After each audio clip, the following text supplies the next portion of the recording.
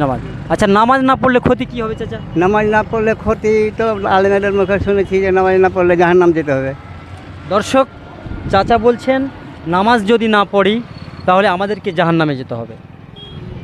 হযরতে আদম আলাইহিস সালামের দুটি পুত্রর নাম আপনাকে বলতে হবে। হাবিল এবং কাবিল। মাশাআল্লাহ। সব থেকে ছোট সূরার নাম কি? সূরা ইখলাস। আসসালামু আলাইকুম। ওয়ালাইকুম সালাম ওয়া রাহমাতুল্লাহি ওয়া বারাকাতুহু। ভালো আছেন? আলহামদুলিল্লাহ। আচ্ছা, আপনার নামটা কি? শফিকুল ইসলাম। শফিকুল ইসলাম ব্রাদার। আপনি নামাজ পড়েন তো? জি। জি আলহামদুলিল্লাহ। দর্শক, শফিকুল ভাইয়ের কাছ থেকে আমরা মোটামুটিভাবে দিন ইসলামের জ্ঞান এবং ইসলামিক নলেজ আমরা জানার চেষ্টা করব, জানব এবং জানাবার চেষ্টা করব। দুটোই, হয় আমি শিখবো না হয় শফিকুল ভাই শিখবে। কি বলেন? জি। জি আলহামদুলিল্লাহ। শফিকুল ভাই, এটা কোন গ্রাম? চাঁচকি। চাঁচকি মানে পাকুড় জেলা, আর থানাও পাকুড়। আচ্ছা, পোস্ট অফিসটা কোথায়? Post office Prithvinagar. পৃথিবীনগর। জি। আচ্ছা, যাই হোক, শফিকুল ভাই, আপনাকে প্রশ্ন করার আগে আমি মহান রব্বুল আলামিনের প্রশংসা করি। কারণ যে দেখেন, এত সুন্দর যে পরিবেশ, আপনারা যে জায়গায় বাস করছেন, মানে একদম মনোরম পরিবেশ। আল্লাহ সুবহানাহু ওয়া তাআলার তো ক্যামেরাম্যানকে বলবো যে পরিবেশটা দেখেন, চারিদিকে গাছগাছালি, পানি, দেখতে মনোরম, খুব তৃপ্তি পায়। আর আল্লাহ সুবহানাহু ওয়া তাআলা যে নিদর্শনগুলো দিয়েছে আসলে দেখার জন্য এবং শেখার জন্য। আলহামদুলিল্লাহ। জি আলহামদুলিল্লাহ। শফিকুল ভাই, নামাজ পড়ে আমরা এলাম। আমরা যে যখন আমরা যখন দুই সাজদার মাঝে বসে যাই, তখন একটা দোয়া আছে। সে দোয়াটা আল্লাহুম্মা গফিরলি ওয়ারহামনি ওয়াহদিনি ওয়াআফিনি ওয়ারজুকনি। জি আলহামদুলিল্লাহ। আর আমরা যখন তাশাহুদে যাই, এতে বসি আমরা যখন, তখন জি আত্তাহিয়াতু লিল্লাহি ওয়াস সালাওয়াতু ওয়াত তাইয়্যিবাতু আসসালামু আলাইকা আইয়ুহান নবী ওয়া রাহমাতুল্লাহি ওয়া বারাকাতুহু। আসসালামু আলাইনা ওয়া আলা ইবাদিল্লাহিস সালিহিন। আশহাদু আল্লা ইলাহা ইল্লাল্লাহু ওয়া আশহাদু আন্না মুহাম্মাদান আবদুহু ওয়া রাসূলুহু। মাশাআল্লাহ। মানে একদম খুব সুন্দরভাবে তিনি রাইট অ্যান্সার দিয়েছেন, আর খুব শুদ্ধভাবে শফিকুল ভাই একদম বলেছেন। তবে আমি একটু কোরআনের দিকে যাব। আল্লাহ সুবহানাহু ওয়া তাআলা কোরআন নাজিল করেছেন 23টি বছরে। তো অনেক 114টি সূরা, 114টি সূরার মধ্যে একটি সূরা পূর্ণাঙ্গ রূপে নাজিল হয়েছে। সেই সূরাটির নাম, সেই সূরাটার নাম জানো তো না? মানে একসাথেই সেই সূরাটা নাজিল হয়েছে। বাকি সূরাগুলো কখনো 5 আয়াত, কখনো 2 আয়াত, কখনো 3 আয়াত, এইভাবে মানে পরিস্থিতি অনুকূলে রসুলের প্রতি সেই আয়াতগুলো নাজিল হয়েছে আর কি। তো 113টি সূরা বাদে আর একটি সূরা, সেই সূরাটি পরিপূর্ণরূপে পূর্ণাঙ্গরূপে নাজিল হয়েছে। সেই সূরাটার নাম সেই সূরাটা ইন্না আনসালনাহু ফি লাইলাতুল কদর। না, রং অ্যান্সার। এটা হচ্ছে সূরাতুল ফাতিহা। ও সূরা ফাতিহা, ওটা আমার কান ছুটে গেছে। জি, এই শফিকুল ভাইয়ের কাছ হয়তো আউট হয়ে গেছিল। জি জি, সূরা ফাতিহা। জি। আচ্ছা, সূরা ফাতিহা, আমরা জানি যে কোরআনুল কারিমে অনেকগুলো সূরা, সবই মর্যাদাশীল, কিন্তু আল্লাহ সুবহানাহু ওয়া তাআলা সূরাতুল ফাতিহার মর্যাদা কেমন দিয়েছে? খুব ভালো। একটু বলতে পারবেন? আলহামদুলিল্লাহ। সূরাটা বলবো? জি, সূরাটা বলুন। আউযু বিল্লাহি মিনাশ শাইতানির রাজীম। বিসমিল্লাহির রহমানির রহিম। আলহামদুলিল্লাহি রাব্বিল আলামিন। আর রহমানির রহিম। মালিকি ইয়াউমিদ্দিন। ইয়্যাকা না'বুদু ওয়া ইয়্যাকা নাস্তাঈন। ইহদিনাস সিরাতাল মুস্তাকিম। صراط الذين أنعمت عليهم غير المغضوب عليهم ولا الضالين আমিন। মাশাআল্লাহ, হৃদয় কেড়ে নেওয়ার মতো শফিকুল ভাই যে তেলাওয়াতটি করলেন। আচ্ছা শফিকুল ভাই, আপনি কি মাদ্রাসায় পড়েছেন? জি। কোন মাদ্রাসা? ইসলামপুর। আচ্ছা, আপনি কি আলেম? না, আমি আলেম হই। হাফেজ। আচ্ছা, হাফেজ এখন বর্তমানে কি করেন? এখন বর্তমানে খেলাধুলা, খেলাধুলা করেন, চাষের কাজ করি। চাষের কাজ করেন। কেন, আপনি তো মসজিদে থাকতে পারতেন। হয় না, থাকি না, আচ্ছা, ভালো লাগে না? ভালো লাগে না, কারণ? কারণ মানুষের কথা সহ্য হয় না। আচ্ছা শফিকুল ভাই, আমরা তো জানি যে কোরআনের বাহকরা যখন মানুষের কাছে কোরআনের বাণী পৌঁছে দেয়, তখন মানুষ ভালোও বলবে এবং খারাপও বলবে। এইগুলোর এই ব্যাপারে, এই বিষয় নিয়ে অসংখ্য আয়াত আল্লাহ সুবহানাহু ওয়া তাআলা কোরআনুল কারীমে নাজিল করেছেন। অবশ্যই আপনি জানেন তো? সুরা তো জানছি। এই ধরেন যে আপনি ভালো কাজ করছেন, একটা মসজিদে আপনি ইমামতি করেন, যেহেতু আপনি হাফেজ, আল্লাহ সুবহানাহু ওয়া তাআলা যে মর্যাদা দিয়েছে হাফেজের, সুবহানাল্লাহি ওয়া বিহামদিহি, আর সে হাফেজদের মর্যাদা হয়তো সমাজে দিতে পারে না, হয়তো তাদের মূল্য বুঝতে চাচ্ছে না, হয়তো তাদের অনেক কিছু দুঃখ কষ্ট তারা স্বীকার করতে চাচ্ছে না, যার ফলে আপনাকে খুব খারাপ লাগে, যার জন্য হয়তো আপনি সেই কাজ থেকে দূরে আছেন। ক্ষেত খামারে চাষবাস করে আপনি আপনার জীবিকা নির্বাহ করছেন। আলহামদুলিল্লাহ, খুব ভালো জিনিস। আল্লাহ রাসূল সাল্লাল্লাহু আলাইহি ওয়াসাল্লাম হাতে কাজ করতেন, ছাগল চড়াতেন, অনেক নবী আরও নিজে হাতে কাজ করতেন, দিয়ে জীবিকা নির্বাহ করত। তো আপনি এটা করলেন, আসলে ক্ষেতটা কিসে? সেটা রসুন পেঁয়াজ। না, আপনি যে মসজিদটা করেন না, ক্ষেতটা আক্ষেপ, ক্ষেত আমার অন্য কিছু না। কারণ এটা তো ভালো কাজ ছিল। ভালো কাজ ছিল, বাকি আমার হয়তো মনে ভালো লাগে না, আমি করি না। মানুষের কাছে আমি কথাও শুনলাম না, আর মানুষের কাজ করলাম না। গ্রামে থাকি, বাড়িতে থাকি, যখন আলেম থাকে তখন ও করে, তা বাদে তখন আমি দায়িত্ব নিয়ে কাজ করি, কোনো অসুবিধা। খুতবা দেন? খুতবা বাদি না। খুতবা দেন। যাই হোক, আমরা জানি সূরা ফাতিহা একটা লকবে তাকে আখ্যায়িত করে। সূরা ফাতিহার বিশেষ নাম কয়টি রয়েছে? নাম আমার জানা নেই। জানা নাই? সূরা ফাতিহায় এই নামটাই আপনি জানেন? জি। অনেকগুলো যেমন নাম রয়েছে, ধরেন সূরা ফাতিহা ছাড়া অন্য কোনো নাম জানা নেই। সূরাতুল শিফা, সূরাতুল হুদা, এরকম সূরা ফাতিহার নাম রয়েছে দ্বিগুণ। আমার বিভিন্ন জানা নেই। যাই হোক, আচ্ছা, যেহেতু শফিকুল ভাই হাফেজ, আমি চেষ্টা করব তার কাছ থেকে একটু জানার যে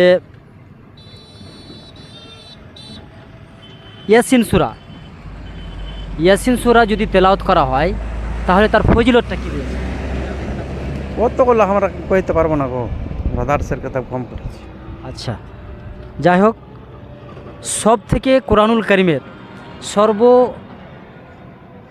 প্রথম সূরা নাম কি? কোরআনের প্রথম তো সূরা ফাতিহা। সূরা ফাতিহা।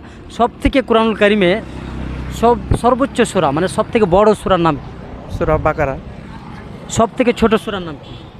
সূরা ইখলাস। সব থেকে ছোট সূরা হলো ইখলাস। সব থেকে ছোট সূরা ইখলাস। ভালো করে একটু খেয়াল করেন।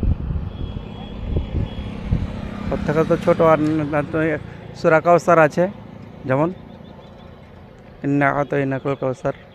জি, যাই হোক, শফিকুল ভাই অনেকগুলো অ্যান্সার মানে অলরেডি সঠিকই করে ফেলেছেন। এবার কিছুটা হয়তো মিসগাইড হয়েছে, স্মরণে নাও থাকতে পারে, মানুষ মাত্রই ভুল হয়ে থাকে।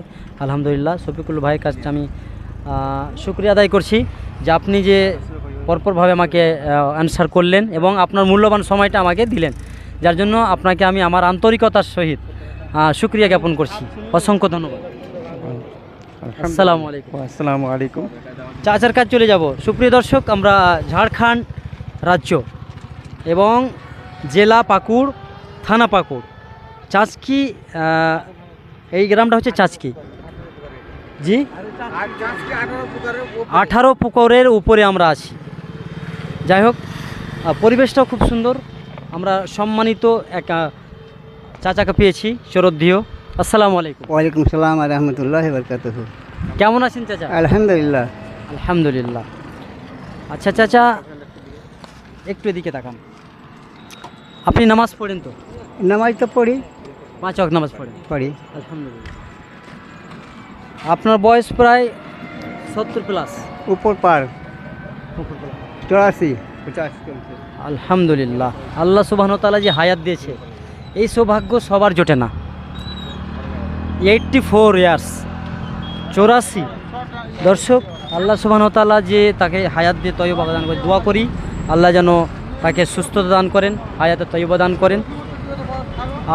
যাই হোক চাচা, আপনাকে আমি কয়েকটি প্রশ্ন করার চেষ্টা করব, অ্যান্সার করবেন তো? আলহামদুলিল্লাহ। আলহামদুলিল্লাহ। আচ্ছা, নামাজ আমরা যে পড়ি, এই নামাজটা ফরজ নাকি সুন্নাত? নামাজ ফরজ এবং সুন্নাত দুই রকমই আছে। আমরা আল্লাহ তাআলা যে আমাদের নির্দেশ দিয়েছে নামাজ ফরজ ফরজ নামাজ। আচ্ছা, নামাজ না পড়লে ক্ষতি কি হবে চাচা? নামাজ না পড়লে ক্ষতি তো আলেমের মুখে শুনেছি যে নামাজ না পড়লে জাহান্নাম যেতে হবে। দর্শক, চাচা বলছেন নামাজ যদি না পড়ি তাহলে আমাদেরকে জাহান্নামে যেতে হবে। শফিকুল ভাইয়ের কাছ থেকে জানবো এটা কতটুকু সত্যতা। অনেক সত্য। দর্শক, সত্য, বাস্তব এটাই যে নামাজ ছাড়া আমাদের কল্যাণ নেই। আমাদের নামাজ আদায় করতে হবে যে কোনো মূল্যে। আমরা মাঠে ঘাটে খেতে খামারে যে কোনো জায়গায় যাই না কেন, সফরে যাই না কেন, নামাজ যখন আল্লাহর ডাক এসে যায় তখন আমাদের সব কাজ ছেড়ে দিয়ে সালাতের দিকে আমাদের চলে যেতে হবে। চাচা, খুব ভালো আপনি বলেছেন, আলহামদুলিল্লাহ। যাই হোক, আমি আপনার কাছ থেকে একটা নবীর নাম জানতে চাইবো, যে নবীটাকে মাছ গিলে ফেলেছিল, সেই নবীটার নাম কি? ইউনূস নবী। বাহ, মাশাআল্লাহ। 84 বছর বয়সে চাচা যে অ্যান্সারগুলো দিচ্ছেন অতুলনীয়, প্রশংসনীয়। আলহামদুলিল্লাহ। দোয়া করবেন চাচার হায়াতের জন্য, আল্লাহ যেন চাচাকে সুস্থ রাখেন, ভালো রাখেন। এই ভিডিও থেকে আপনারা জ্ঞান অর্জন করবেন যে 84 বছর বয়সের এক বৃদ্ধ চাচা, তিনি যে এখনও মনে রাখতে পেরেছেন বর্তমান সময়ের যে ছেলে এবং মেয়ে বা মানুষ আমরা মনে রাখতে পারি না। তাহলে এখান থেকে আমাদের শিক্ষা নিতে হবে যে আমাদেরকে অবশ্যই জ্ঞান অর্জন করতে হবে, এরকম জ্ঞান অর্জন করতে হবে যে জ্ঞান আমাকে আমার মৃত্যু পর্যন্ত স্মরণ রাখাবে। কি বলেন চাচা? আলহামদুলিল্লাহ। আলহামদুলিল্লাহ। চাচা রাইট অ্যান্সার দিয়েছেন যে কোন নবীকে মাছে গিলে ফেলেছিল। চাচা অ্যান্সার দিয়েছেন হজরতে ইউনূস আলাইহিস সালামকে, রাইট অ্যান্সার। চাচাকে আরেকটি প্রশ্ন করব আমি, সর্বপ্রথম নবীর নাম? সর্বপ্রথম নবী আদম। এটা উত্তর, সঠিক উত্তর দিয়েছেন, হজরতে আদম আলাইহিস সালাম। হজরতে আদম আলাইহিস সালামের দুটি পুত্রর নাম আপনাকে বলতে হবে। হাবিল এবং কাবিল। মাশাআল্লাহ। চাচা যে স্মরণ রেখেছে এটাই আল্লাহর কাছে শুকরিয়া।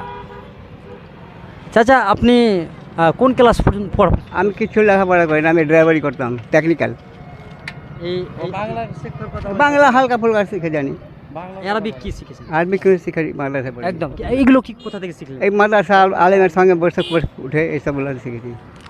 জানার জন্য বই যেমন প্রয়োজন, তেমন ভালো আলেম, বুদ্ধিজীবী, শিক্ষিত মানুষের কাছে তাদের পাশে বসে অনেক জ্ঞান অর্জন করা যায়। চাচাই প্রমাণ, কারণ চাচা যে উত্তরগুলো দিচ্ছেন একদম অ্যাক্টিভভাবে, তার কাছে কোনো ইতস্ততি বোধ নেই, কোনো ঝামেলা নেই, একদম নির্মল, একদম সুন্দরভাবে সুষ্ঠু মেজাজে তিনি উত্তর দিয়েছেন। আলহামদুলিল্লাহ। চাচা, লাস্ট কোশ্চিন আপনাকে করব, আমি এখান থেকে চলে যাব। আমরা দুনিয়াতে আছি, তাহলে জীবন আমাদের জন্য কটি? জীবনের কোনো সময় নাই, আমাদের জন্য জীবন কটি রয়েছে? জীবন একটি দুটি, এই জীবন আচ্ছা। আর পরজীবন। এই জীবন আর পরজীবন। পার্থিব জীবন, পরজীবন, এটাও রাইট অ্যান্সার, যে দুনিয়া এবং আখেরা।